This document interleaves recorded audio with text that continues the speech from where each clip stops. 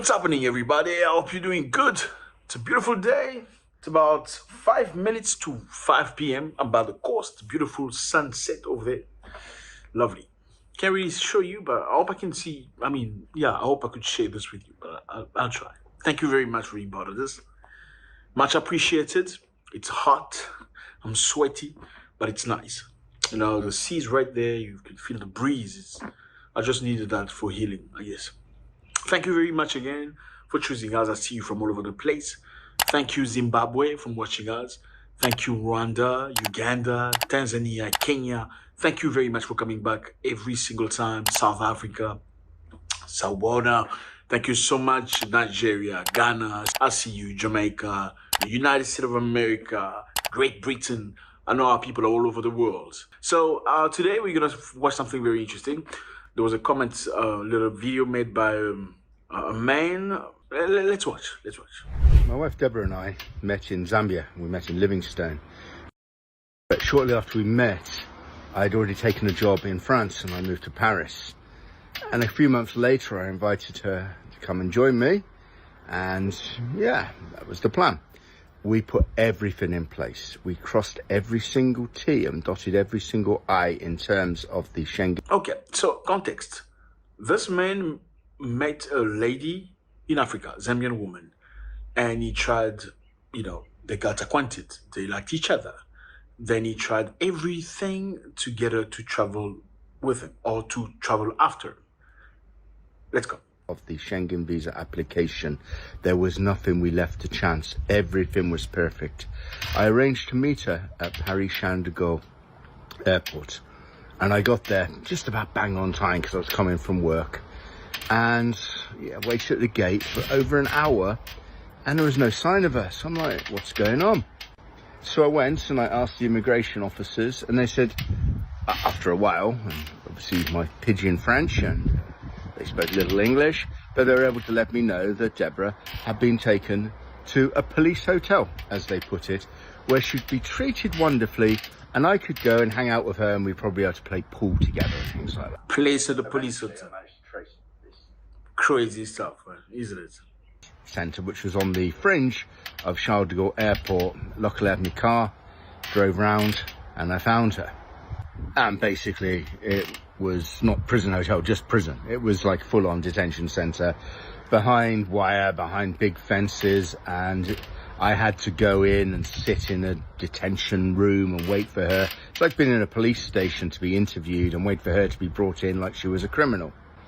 The reason they didn't let her into France was the fact that although all her documentation was in place, her insurance, her Schengen visa, everything else you can imagine, she didn't have enough cash on her. Now, I have travelled around the world and I have never been asked to show cash when entering any country. The fact that I've got plastic, I've got a Visa card or a MasterCard or something similar, or access to a bank account is enough, yes. But look at my skin colour. And that was the fact. Because she was a black African woman without cash in her pocket, they detained her. They wanted... That's crazy, isn't it? That's very, very crazy. I mean, it's crazy. They ask you for cash in this society, 2023, asking you for cash to show how much money you have in order to enter a country. I find that's absolutely crazy. I mean, surely before you go to a country and you ask for visa, the visa embassy in your country or wherever country you apply the visa from will do a thorough research about you to find out whether you are eligible or you're a decent human being, at least to see if you've got enough money and you've got the support system to go to the country you're going to. Because there are many ways to go to European Schengen country, right? Either you're going to have your own money that takes you to the country, or somebody can sponsor you saying, this person I'm inviting from Africa is coming to my house. I am a citizen of Holland. I am a citizen of Belgium. I am a citizen of Spain or France. I am sponsoring this person. So this person is going to be living under me because I'm a citizen.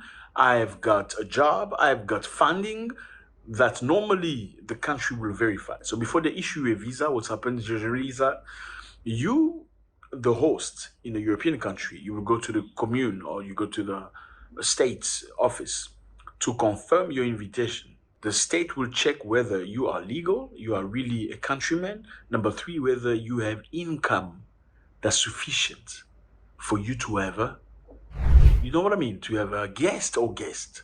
They do that before they authorize the embassy to issue a visa to the person that's coming. Now, if the state in the country has already authorized you to invite somebody coming from an African country, why would somebody stop them at the airport and asking them for money to show money in order 3,500 euros before they get in the country? Let's continue. 3,500 euros in cash in her possession before they'd let her into the country.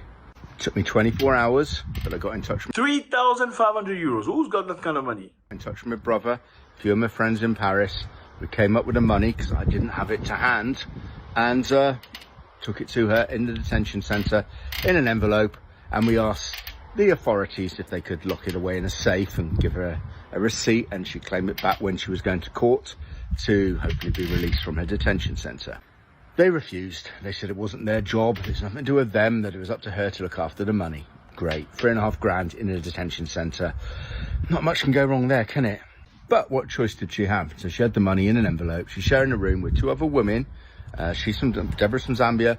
Her roommates, one was Nigerian, one was from the Gambia. And they got on very well. They were all in the same boat. There was a bit of empathy between all of them. Obviously, when you get Africans locked up in a foreign country, yeah, usually they get very sympathetic with each other. They have to, especially ladies, you know, I mean, this is from Gambia, this other one is from Nigeria, the other one is from Zambia. They have to come together like, hey, sister, you know, we Africans, sister, what's happening? Are you okay? Do you have a piece of bread? Can you share? I like that about Africans. That's Ubuntu. Ubuntu is you are in my house, even though you're struggling, you're a foreigner, it's okay. You're going to be fine. You're going to have water to drink. You're going to have something to eat. You're going to have something to cover yourself with. And I love that about Africans, even though it's dying in some areas of Africa. Let's go. So great.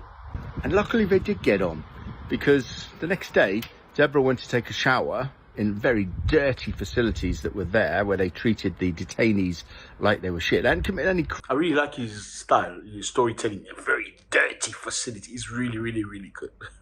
crimes, remember? They were just being held while their immigration status was being investigated. Deborah went for this shower, left the money on the bed. Obviously, Deborah was in a panic situation, wondering what had happened to the money. But fortunately, the Gambian lady she was sharing with had picked up the money and kept it safe. And when they crossed paths again, she told her, "Oh, I've got the money on my person. Here is your 3,500 euros. Wow, how beautiful. Here is your money. I like that about Africans. Sometimes. It's a remarkable story, because in that situation, these people were desperate, and often the case was they were lacking the funds to get into France. It wasn't always the case, but there was a primary reason. But she returned the money to her. Deborah doesn't know her name. So all these people were stopped at the border because they didn't have cash to get into France. You know what I'm saying? All these people were stopped, okay, at the border because they did not have 3,500 euros to get into the country at Schengen. So even though they were stopped because of money, the fact that Deborah left the money on the bed, somebody else could have taken the money and said, okay, I've got money to get in the country. Anyway, that's, you know, everybody their prerogative. If she said, I've got the money, they will let her in, right? Nobody's going to come and investigate a case of theft at that position, right? But she still took the money and said, hey, don't worry, I've got your money. You know what I'm saying? That is powerful. You are stopped at the border because you don't have cash, right? You are put in a box, which I found completely unacceptable. They put you in prison. They call it immigration hotel, but no, they just prison. They pure prison. Dirty and stuff. I've never been there, but dirty and stuff. We hear stories. Obviously, that's how they treat Africans. But seeing the fact that she kept the money for her sister from another country, it's just beautiful. All she knows is that she's from the Gambia, and around about 2014, probably February, she was held in this detention centre at Charles de Gaulle Airport in Paris. Now, I doubt that anyone could ever trace her, but if they could, Deborah would love to thank her face to face. We owe her so much gratitude for her honesty and decency when she was facing a desperate situation herself is quite remarkable. The following day, Deborah went to court and was immediately released from detention by the judge, who was also highly critical of the immigration officers who had detained her on a spurious grounds. Obviously racist, but the judge didn't go quite that far. Whether we could take further action afterwards, it would have cost us too much, I guess, and we were just relieved to be together and able to get on with our lives. And from there, everything else is history. We've been married for like nearly 11 years, still very much in love. But yeah, would all that have worked out the same way if it wasn't for that woman from the Gambia? Who knows? Man, this is beautiful. I mean, married 11 years. I'm not sure what nationality this man is, but we love them people like this who are just human beings. They don't lean towards a certain way of thinking because they are either black or white. I mean, what is fair is fair. What is unfair is unfair. What is just is just. What is unjust is unjust. Doesn't matter where you're from. Doesn't matter what country you are from. I firmly don't believe in nationalities. I believe people's nationalities are not what's written on the papers. I think your nationality is more the way you associate yourself with people, the way you agree on certain values. Those are your nationality. People of your nationality are the people with very similar principles as you. People with very similar values. That's your nationality. Because you can be, countrymen with people who think complete opposite of what you're thinking. You can be countrymen with people who are thieves, who are killers, who are, you know what I'm trying to say? They do not represent who you are. And why is that a nationality? And I like that about this man, saying, he met his wife somewhere in Africa, a Zambian woman. They fell in love. He decided to go back to Europe, trying to call this lady to Europe to come and join him.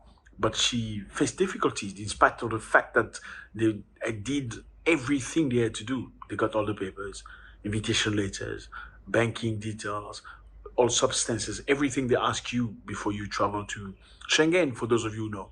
When they arrived, or when she arrived in Europe, even though she had the visa, she had the papers, she had everything, a return ticket, she was still stopped at the airport and put in jail, in the most disgusting way possible, just because she's African.